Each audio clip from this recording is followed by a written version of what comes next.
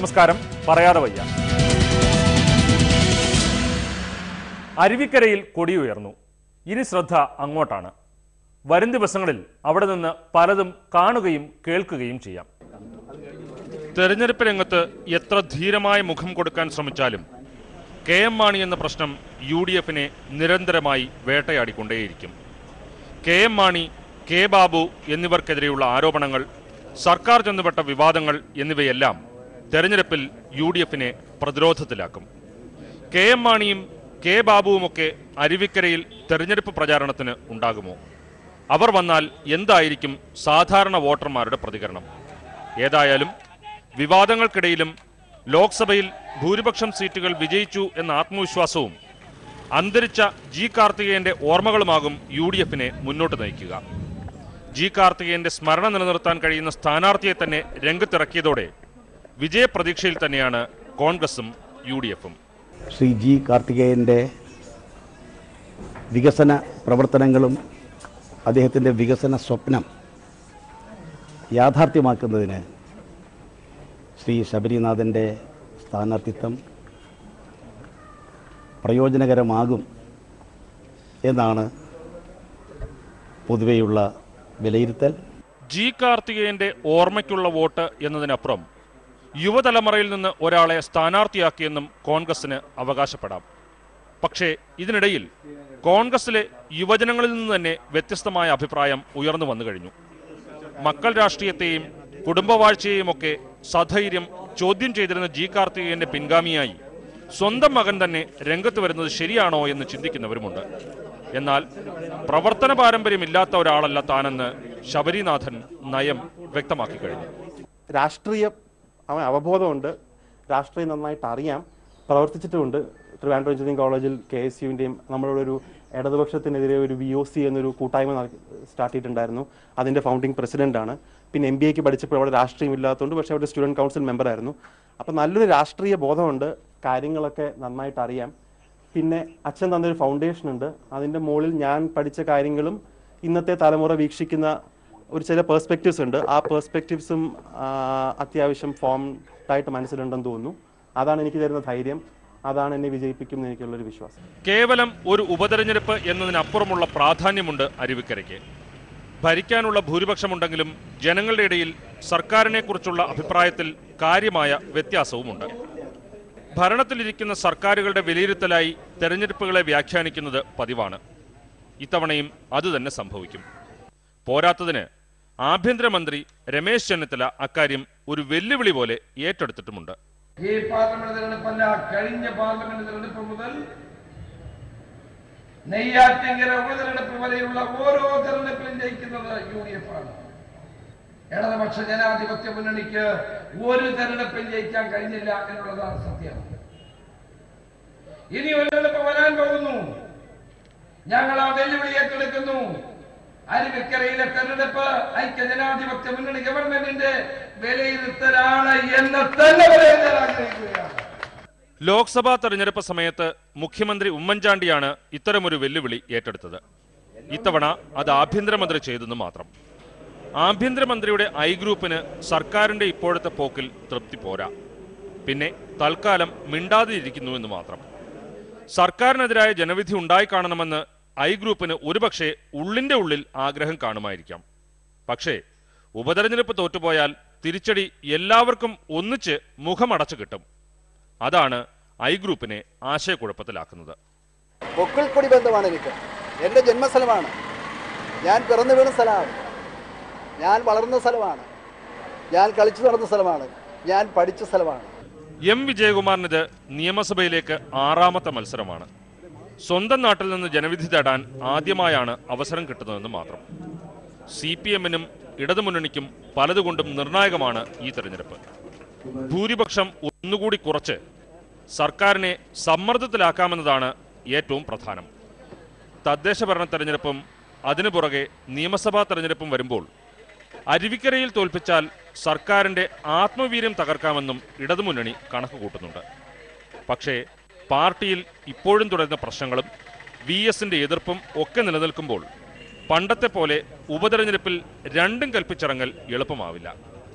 ഏതായാലും സ്ഥാനാർത്ഥി എം വിജയകുമാർ ആയതുകൊണ്ട് VS അച്യുതാനന്ദൻ എതിർത്തേക്കില്ലെന്നാണ് ഏവരുടെയും പ്രതീക്ഷ. പ്രമേയങ്ങൾക്ക് മേൽ പ്രമേയവും കുറ്റപ്പെടുത്തലുകളും കൊണ്ട് VSനെ പാർട്ടി വരിഞ്ഞു മുറുക്കുമ്പോൾ VS ഏത് രീതിയിൽ പ്രതികരിക്കുമെന്ന് ചിലപ്പോൾ പറയാനാവില്ല. നെയ്യാറ്റിൻകര ഉപതെരഞ്ഞെടുപ്പ് ദിവസം VS അക്കാര്യം പാർട്ടിക്ക് മനസ്സിലാക്കി കൊടുത്തതുമാണ്. അന്ന് വോട്ടെടുപ്പ് ദിവസമായിരുന്നു TP ചന്ദ്രശേഖരന്റെ വീട്ടിൽ VS നേരിട്ട് പോയത്.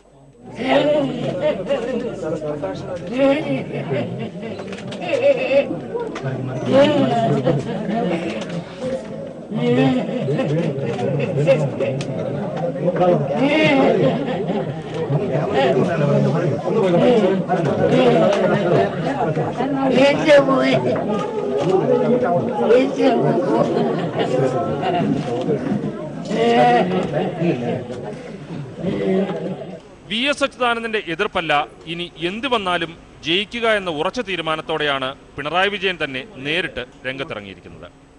അരുവിക്കരയിൽ ഉപതെരഞ്ഞെടുപ്പിന്റെ മുഖ്യ ചുമതലക്കാരൻ പിണറായി വിജയനാണ്. പക്ഷേ ലോക്സഭാ തെരഞ്ഞെടുപ്പ് സമയത്ത് കൊല്ലത്തെ UDF സ്ഥാനാർത്ഥിയെക്കുറിച്ച് നടത്തിയ പരാമർശം വലിയ വിവാദമാവുകയും CPM-ന് തിരിച്ചടിയാവുകയും ചെയ്തു. UDF-ന് അധികാരം കിട്ടിയാൽ പരനാറികൾക്ക് അധികാരം അതിന്റെ വക്താക്കളായി പ്രവർത്തിക്കാൻ കഴിയും എന്നതാണ് ഇതെല്ലാം സൂചിപ്പിക്കുന്നത്. അവർക്കൊരു ധാർമ്മികതയുമില്ല, ഒരു നീതിബോധവുമില്ല. അവർക്ക് അവരുടേതായ ഒരു ലോകം, ആ ലോകത്ത് പലതും നേടിയെടുക്കാൻ അവർ ആഗ്രഹിക്കുന്നു. അതിനെ ആ ഭരണ സംവിധാനം ഉപയോഗിക്കുന്നു. അരുവിക്കരയിൽ ആരോടായാലും എത്ര എതിർപ്പ് തോന്നിയാലും പിണറായി വിജയന് കൊല്ലത്ത് NK പ്രേമേന്ദ്രനെ കുറിച്ച് പറഞ്ഞതുപോലെയൊന്നും പറയാൻ തോന്നല്ലേ എന്ന് M വിജയകുമാറെങ്കിലും ആത്മാർത്ഥമായി പ്രാർത്ഥിക്കുന്നുണ്ടാകും. ഇനിയിപ്പോൾ ഇതെല്ലാമായാലും സഹായിക്കുന്ന മറ്റു ചില ഘടകങ്ങൾ കൂടെ ഉണ്ടാകും എന്നാകും ഇടതുമുന്നണിയുടെ ആശ്വാസം. പക്ഷേ അതൊക്കെ യഥാർത്ഥത്തിൽ സഹായകമാകുമോ ഇല്ലയോ എന്ന് കണ്ടറിയണം. നാവുകൊണ്ട് ആരെയും തോൽപ്പിക്കുന്ന R ബാലകൃഷ്ണപിള്ളയാണ് ഇതിൽ പ്രധാനം. KM മാണി മന്ത്രിയായിട്ടാണോ ഇറങ്ങുന്നത് അല്ലാതാണോ ഇറങ്ങുന്നത് എന്നുള്ള കാര്യത്തിൽ ഇപ്പോൾ സംശയമുള്ളൂ, വേറെ സംശയമുണ്ട്. അത് എനിക്ക് വലിയ സംശയമില്ല, കാരണം മന്ത്രിയായിട്ട് തന്നെ ഇറങ്ങുമെന്നാണ് എൻ്റെ വിശ്വാസം. മാണി എല്ലാ ജംഗ്ഷനിലും ഒന്ന് വന്ന് പോയാൽ മതി. എല്ലാ ജംഗ്ഷനിലും ഈ നിയോജകമണ്ഡലത്തിലെ മിക്കവാറും ആൾ കൂടുന്ന എല്ലായിടത്തും മാണി വന്ന് ഇറക്കി തന്നാൽ ഞങ്ങൾ നന്നായി ജയിച്ചോളാം. UDF-ന്റെ അഴിമതിക്കെതിരെ നിലപാടെടുക്കുന്നതാണ് ഇടതുചേരിക്കൊപ്പം നിൽക്കാൻ R ബാലകൃഷ്ണപിള്ളയുടെ യോഗ്യതയെന്ന വിശദീകരണം വോട്ടർമാർ എത്രത്തോളം ഉൾക്കൊള്ളുമെന്ന് കണ്ടറിയണം. ഇടതുമുന്നണിയെ സഹായിക്കാനാണെന്ന് വെട്ടിത്തുറന്ന് പറയുന്നില്ലെങ്കിലും UDF-നെ പരാജയപ്പെടുത്തുക എന്ന പ്രഖ്യാപനവുമായി PC ജോർജും രംഗത്തുണ്ട്. UDF ഈ തെരഞ്ഞെടുപ്പിൽ ഏറ്റവും താഴ്ന്ന ഒരു റാങ്കിലേക്ക് വരും. 1 സ്ഥാനത്ത് ഞങ്ങൾ വരുമെന്ന് ഞങ്ങൾ പ്രതീക്ഷിക്കുന്നു. 2ാം സ്ഥാനത്ത് വരാൻ ഇടതുപക്ഷ ജനാധിപത്യ മുന്നണിയാണ്. 3 മറ്റ് ആളുകൾ വരാം. 4 മാത്രമേ കോൺഗ്രസ് മുന്നണി വരൂ, ഒരു സംശയം വേണ്ട. VSDP എന്ന സംഘടനയെയും നാടാർ വോട്ടുകളെയും മുൻനിർത്തിയാണ് PC ജോർജ് UDF വിരുദ്ധ സ്ഥാനാർത്ഥിയെ രംഗത്തിറക്കുന്നത്. നാടാർ വോട്ടുകൾ എന്ന് കേൾക്കുമ്പോൾ തന്നെ ഇടതുമുന്നണിക്ക് ചെറിയ ഭയം ഇല്ലാതെയില്ല. കഴിഞ്ഞ ലോക്സഭാ തെരഞ്ഞെടുപ്പിൽ നാടാർ വോട്ടുകൾ ലക്ഷ്യം വെച്ച് ബെന്നറ്റ് എബ്രഹാമിനെ CPI രംഗത്തിറക്കിയതും അതിന്റെ ഫലവുമെല്ലാം എല്ലാവരും കണ്ടതാണ്. UDF-നെ എതിർക്കാൻ വേണ്ടി PC ജോർജ് രംഗത്തിറക്കുന്ന നാടാർ വോട്ടുകൾ ഫലത്തിൽ ഇടതുമുന്നണിക്ക് അനുകൂലമെന്നാണ് തോന്നുക. പക്ഷേ ഇടതുമുന്നണി നാടാർ വോട്ടുകളുടെ പുറകെ എന്ന ധാരണ പറഞ്ഞാൽ അത് മറ്റു സമുദായങ്ങളുടെ അപ്രീതിക്ക് കാരണമായേക്കാം. ഏതായാലും അരുവിക്കര കടക്കണമെങ്കിൽ നൂൽപാലത്തിൽ കൂടിയേ പറ്റൂ. ബാർക്കോഴ ആരോപണത്തെക്കുറിച്ചുള്ള അന്വേഷണം ഏറ്റവും വിശ്വസനീയമായ രീതിയിൽ നടക്കുന്നുണ്ടെന്നാണ് സർക്കാർ അവകാശപ്പെടുന്നത്. പക്ഷേ ഈ അന്വേഷണ രീതിയോട് KM മാണിക്കും അദ്ദേഹത്തിന്റെ പാർട്ടിക്കും കടുത്ത അതൃപ്തിയാണ്. അന്വേഷണത്തിന്റെ സത്യസന്ധതയാണോ അതോ അന്വേഷണ വിവരങ്ങൾ ചോർന്ന് പുറത്തു വരുന്നതാണോ KM മാണിയെ അസ്വസ്ഥമാക്കുന്നത്? ഞാനിങ്ങനെ അഴിമതിയാ ബാർക്കോഴ എന്ന് പറഞ്ഞ് എന്നെ വേട്ടയാടിക്കൊണ്ടിരിക്കുക. ഇതെന്തായാലും സത്യം? എന്തെങ്കിലും ആരോപണം ഉണ്ടെങ്കിൽ അതിന് എന്തെങ്കിലും തെളിവ് വേണ്ടേ? എന്തൊരു സാഹചര്യം വേണ്ടേ? എന്തെങ്കിലും വസ്തുത വേണ്ടേ? ഇതൊന്നുമില്ലാതെ തേജോവധം, വ്യക്തി തേജോവധം, അതാണ് നമ്മുടെ ഈ നാട്ടിൽ നടക്കുന്നത്. എനിക്കെതിരെ നടക്കുന്നത് വ്യക്തമായ വ്യക്തി തേജോവധമാണ്. ഇക്കാര്യം KM മാണിക്ക് പറയാം. അത് പറയാൻ അദ്ദേഹത്തിന് 100% അവകാശവുമുണ്ട്.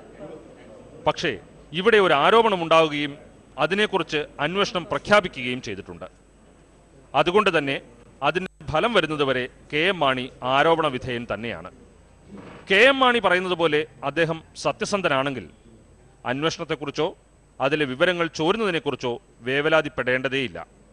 ഏതായാലും യഥാർത്ഥ സത്യം കണ്ടുപിടിക്കും എന്നതിനപ്പുറം കള്ളത്തെളിവുകളും കള്ളസാക്ഷികളെയും ഉണ്ടാക്കി കെ എം മാണിയെ അകത്താക്കി കളയാമെന്ന് വിജിലൻസോ ആഭ്യന്തര വകുപ്പോ കരുതില്ല. ഒരുപക്ഷെ പി സി ജോർജിനെ ആയിരുന്നുവെങ്കിൽ മറ്റൊരു മാർഗവുമില്ലാത്ത അവസ്ഥയിൽ കള്ളക്കേസുണ്ടാക്കി പുറത്താക്കിയേനെ.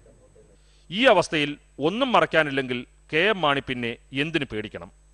അന്വേഷണത്തെയോ അന്വേഷണ ഫലത്തെയോ കുറിച്ച് ആശങ്കയില്ലെങ്കിൽ ഇതേക്കുറിച്ചുള്ള വാർത്തകളുടെ കാര്യത്തിൽ എന്തിനാണ് വേവലാതി? റിപ്പോർട്ട് ഇങ്ങനെ വിജിലൻസിൻ്റെ അന്വേഷണത്തെ സംബന്ധിച്ചിടത്തോളം അന്വേഷിച്ചിരിക്കുന്ന കാര്യങ്ങൾ മീഡിയയിലേക്ക് മുമ്പിലേ ഓരോ രീതിയിൽ ചോർന്നു പോകുന്നത് വളരെ ഗുരുതരമായ ഒരു പ്രശ്നമാണ്. എന്നിട്ട് മീഡിയയിൽ കൂടെ ചർച്ച ചെയ്യുക, എന്താണ് സത്യവുമായി ബന്ധമില്ലാത്തത്, അഭ്യൂഹങ്ങൾ, അതിനെപ്പറ്റിയുള്ള സങ്കല്പ കഥകൾ, ഇതൊക്കെ മീഡിയയിൽ കൂടെ ചർച്ച ചെയ്യുന്നതിനുള്ള ഒരു രീതിയിൽ അപ്പോൾ പോകുന്നത്. ഏതായാലും അതിനെപ്പറ്റിയൊക്കെ ആഭ്യന്തര വകുപ്പ് നോക്കട്ടെ. ബാർ ഉടമകളുടെ ആരോപണങ്ങളും കെ എം മാണിക്കെതിരെ തെളിവുണ്ടെന്ന വാർത്തകളുമാണ് പലപ്പോഴും മാധ്യമങ്ങളിലൂടെ പുറത്തുവരുന്നത്. അന്വേഷണ സംഘം സാക്ഷികളിൽ ഒരാൾക്ക് നുണപരിശോധന നടത്തിയപ്പോൾ അതിലെ വിവരങ്ങളും ചോർന്നു പുറത്തു വന്നു. പണം വാങ്ങിയിട്ടില്ല എന്നതാണ് സത്യമെങ്കിൽ നുണപരിശോധനയെയും അതിനെക്കുറിച്ചുള്ള വാർത്തകളെയും എന്തിനാണ് പേടിക്കുന്നത്? വാർത്തകൾ നുണയാണെന്ന് വാദിച്ചു നോക്കാൻ പോലും നിൽക്കാതെ വാർത്ത ചോരുന്നതിനെതിരെ പരാതി പറയുമ്പോൾ ജനം എന്താണ് വിചാരിക്കുക? അന്വേഷണത്തെയോ അന്വേഷണ ഫലത്തെയോ പേടിക്കുന്നുണ്ട് എന്നല്ലേ തോന്നുക? കോടതി കൊടുക്കുന്ന വിജിലൻസിലെ അന്വേഷിക്കുന്ന ആളുകളുടെ കയ്യിലേക്കാണ് കൊടുക്കുന്നത്. അത് മാധ്യമങ്ങളിൽ എങ്ങനെ വന്നു എന്നുള്ളത് എനിക്കറിയില്ല. ആഭ്യന്തര വകുപ്പിനോ ആഭ്യന്തരമന്ത്രിക്കോ കിട്ടുന്ന കാര്യമല്ല ഇത്. അങ്ങനെ കേരള കോൺഗ്രസിന് പരാതി ഉണ്ടെങ്കിൽ തീർച്ചയായിട്ടും ആ പരാതിയെപ്പറ്റി അന്വേഷിക്കും. ചോർന്ന വിവരങ്ങൾ സത്യമല്ലെന്ന് ആഭ്യന്തരമന്ത്രി പോലും പറയുന്നില്ല. പകരം വിവരം ചോരുന്നു എന്ന പരാതി പരിഹരിക്കാനുള്ള ശ്രമമാണ് ആഭ്യന്തരമന്ത്രി നടത്തുന്നത്. ഈ സർക്കാരിന്റെ മുഖമുദ്രയാണ് സുതാര്യത. മുഖ്യമന്ത്രിയുടെ ഓഫീസിൽ ആര് വരുന്നു, ആര് പോകുന്നു, മുഖ്യമന്ത്രി ആരുമായൊക്കെ സംസാരിക്കുന്നു എന്ന കാര്യങ്ങൾ പോലും ലോകത്ത് എവിടെയും ഇരുന്ന് നമുക്ക് കാണാം. സുതാര്യത അവകാശപ്പെടുന്ന സർക്കാരിലെ മന്ത്രി വിവാദമായ ഒരു അന്വേഷണക്കാര്യത്തിൽ വിവരങ്ങൾ പുറത്തു വരുമ്പോൾ എന്തിനിത്ര അസ്വസ്ഥമാകുന്നു? മുഖ്യമന്ത്രിയാണെന്നുള്ള കാര്യം പോലും മറന്ന് ഉമ്മൻചാണ്ടി പലതവണ പറഞ്ഞു കെ എം മാണിക്കെതിരെ തെളിവില്ല എന്ന്. ഒടുവിൽ പി കെ കുഞ്ഞാലിക്കുട്ടിയും പറയുന്നു കെ എം മാണിക്കെതിരെ തെളിവില്ല എന്ന്. ഏതായാലും കെ എം മാണിയെ രക്ഷിക്കാൻ വന്ന പി കെ കുഞ്ഞാലിക്കുട്ടിയുടെ തുറന്നു പറച്ചിൽ ചില ചോദ്യങ്ങൾ ബാക്കി വയ്ക്കുന്നു. രാഷ്ട്രീയത്തിലും ഭരണത്തിലും എല്ലാം അഴിമതിയുണ്ടെന്ന് എല്ലാവർക്കും അറിയാം. പക്ഷേ അന്വേഷിച്ചു ചെല്ലുമ്പോൾ അഴിമതിക്കാരായി ആരുമില്ല. ഏതായാലും പണം നേരിട്ട് വാങ്ങിയെന്ന് മന്ത്രിമാർ ആരോപണം നേരിടുന്നതും ഇത്ര ദീർഘമായ അന്വേഷണത്തിലേക്ക് പോകുന്നതും ഒന്നും കേരളത്തിൽ മുൻപ് പതിവില്ലാത്തതാണ്. ബാർ കോഴക്കേസിൽ പണം കൊടുത്തെന്ന് ബാർ ഉടമകളിൽ ഒരാളായ ബിജു രമേശ്, പണം വാങ്ങിയിട്ടില്ലെന്ന് കെ എം മാണിയും കെ ബാബുവും. ആരോപണവും പ്രതികരണവുമൊക്കെ എങ്ങുമെങ്ങും എത്താതെ പോകുമ്പോഴാണ് മന്ത്രിസഭയിലെ അംഗവും പ്രമുഖ ഘടകകക്ഷിയുടെ നേതാവുമായ പി കെ കുഞ്ഞാലിക്കുട്ടി ഒരു കാര്യം തുറന്നു പറഞ്ഞത്. ഇലക്ഷൻ സമയത്ത് ഇലക്ഷൻ ഫണ്ട് എന്നുള്ള നിലയിൽ എന്നോട് അങ്ങനെ പറഞ്ഞപ്പോൾ ഞാൻ വേണ്ടാന്ന് പറഞ്ഞത് ശരിയാണ്. ഒന്നാമത് ഇലക്ഷൻ ഫണ്ടും ബാക്കിയുള്ളതും ഒക്കെ പാർട്ടി പിരിക്കേണ്ടതല്ലേ, അത് പിരിക്കേണ്ടതാണല്ലോ. ഞാനൊരു പ്രിൻസിപ്പിൾ വെച്ച് തന്നെ ഇങ്ങോട്ട് താ എന്ന് പറഞ്ഞ് കാശ് അത് എൻ്റെ കൾച്ചറല്ല, എൻ്റെ സമീപനമല്ല. ഞാനിതുവരെ അങ്ങനെ ചെയ്തിട്ടുമില്ല, അങ്ങനെ വാങ്ങിയിട്ടുമില്ല. അതുകൊണ്ട് ഞാൻ വേണ്ടാന്ന് പറഞ്ഞത് കറക്റ്റാണ്. ബാർകാരിൽ നിന്ന് പി കെ കുഞ്ഞാലിക്കുട്ടി പണം വാങ്ങിയില്ല, നല്ല കാര്യം. ബാർ പ്രശ്നത്തിൽ വ്യവസായ മന്ത്രിക്ക് എന്ത് കാര്യം? ഒരുപക്ഷെ മുസ്ലിം ലീഗ് എന്ന ഘടകകക്ഷിയുടെ നേതാവിനെ സ്വാധീനിക്കാൻ വേണ്ടിയാകാം ബാർ ഉടമകൾ പി കെ കുഞ്ഞാലിക്കുട്ടിയെ സമീപിച്ചത്. മുസ്ലിം ലീഗിന് പണം കൊടുത്താൽ കേരള കോൺഗ്രസിനും പണം കൊടുത്തിട്ടുണ്ടാവില്ലേ?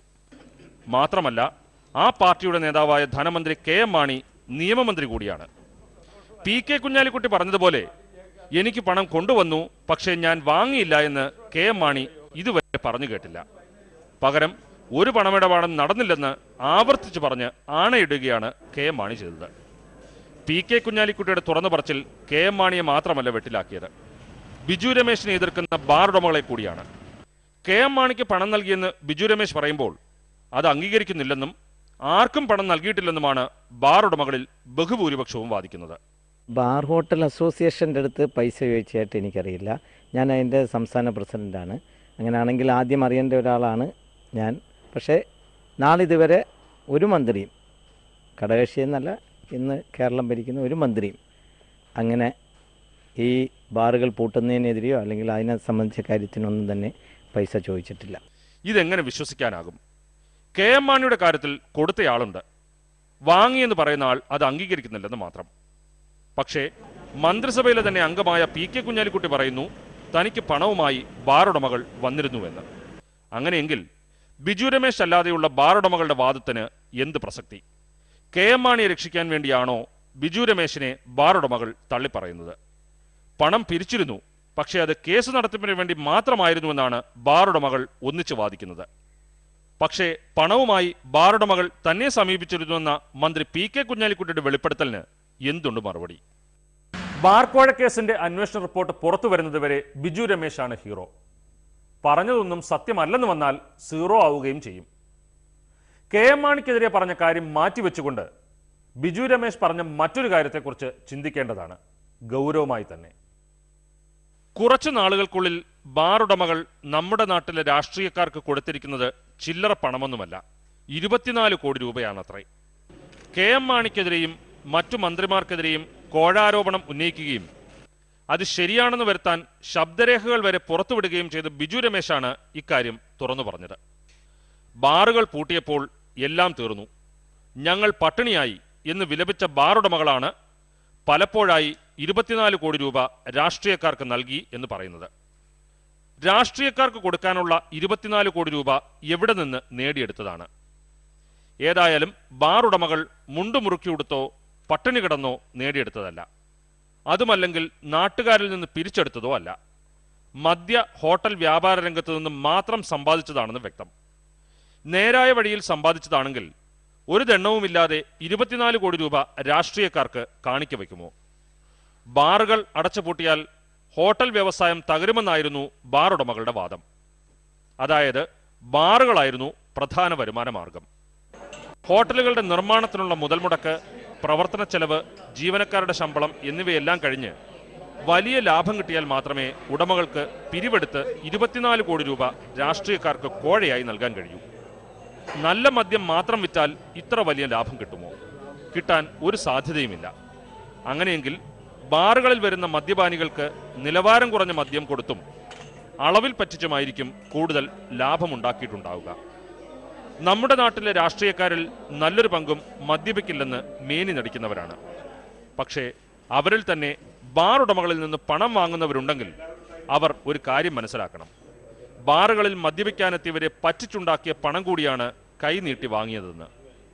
ബാറുകൾക്ക് പ്രവർത്തനാനുമതി നേടിയെടുക്കാൻ വേണ്ടി മാത്രമല്ല ഉടമകൾ രാഷ്ട്രീയക്കാർക്ക് പണമെറിഞ്ഞിട്ടുള്ളത്. മദ്യശാലകളിൽ നടക്കുന്ന പല കള്ളക്കളികളും കണ്ണടച്ച് കണ്ടില്ലെന്ന് നടിക്കാനും നടപടികളിൽ നിന്ന് ഒഴിവായി കിട്ടാനുമൊക്കെയാണ് ബാറുടമകൾ പണം നൽകിയിട്ടുള്ളത്.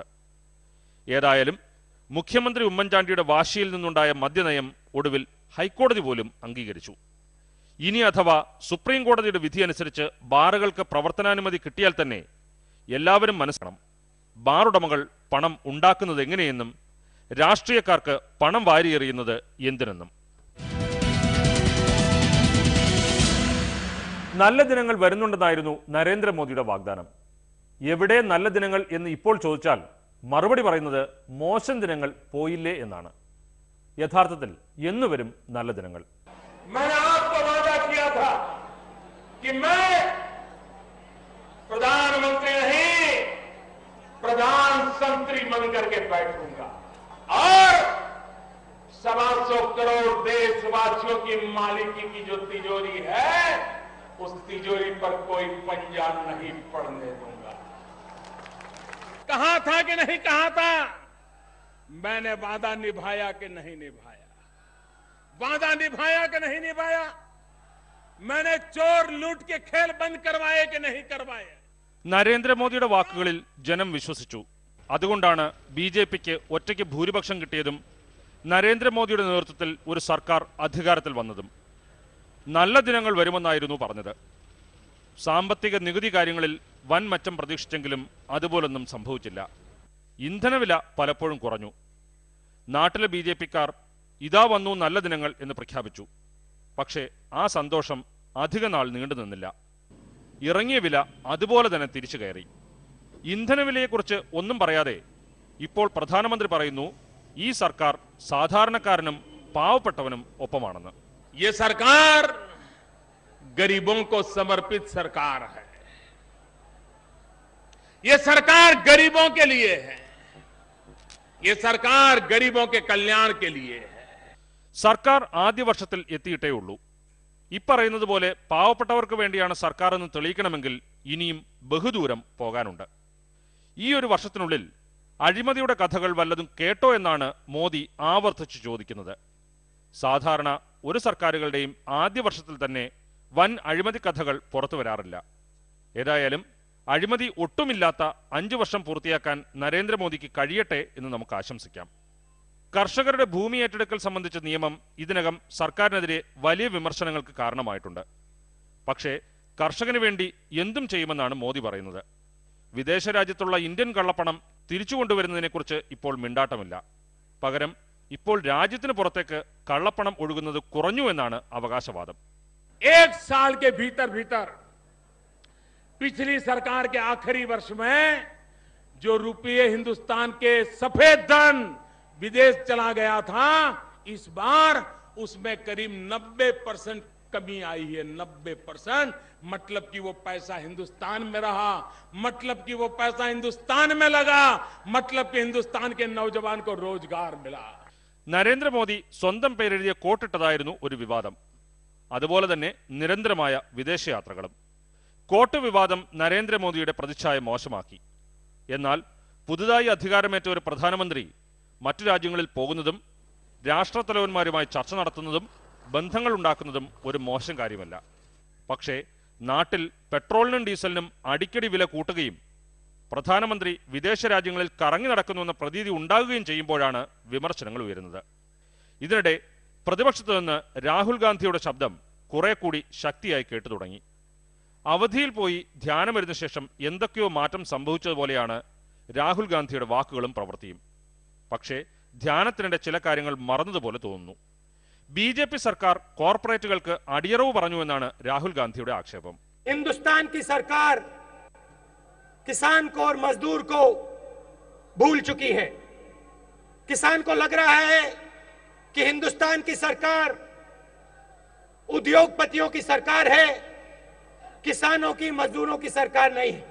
UPA സർക്കാരുകളുടെ കാലത്ത് കോർപ്പറേറ്റ് ബന്ധങ്ങൾ ഉണ്ടായിരുന്നതും അവർക്ക് വാരിക്കോരി ആനുകൂല്യങ്ങൾ നൽകിയതും രാഹുൽ ഗാന്ധി അറിയാത്തതാണോ അതോ മറന്നുപോയതാണോ? പറയാതെ വയ്യ വീണ്ടും അടുത്തയാഴ്ച. നിങ്ങളുടെ അഭിപ്രായങ്ങളും നിർദ്ദേശങ്ങളും എഴുതി അറിയിക്കുക. പ്രൊഡ്യൂസർ പറയാതെ വയ്യ, മനോരമ ന്യൂസ്, തമ്പാനൂർ, തിരുവനന്തപുരം.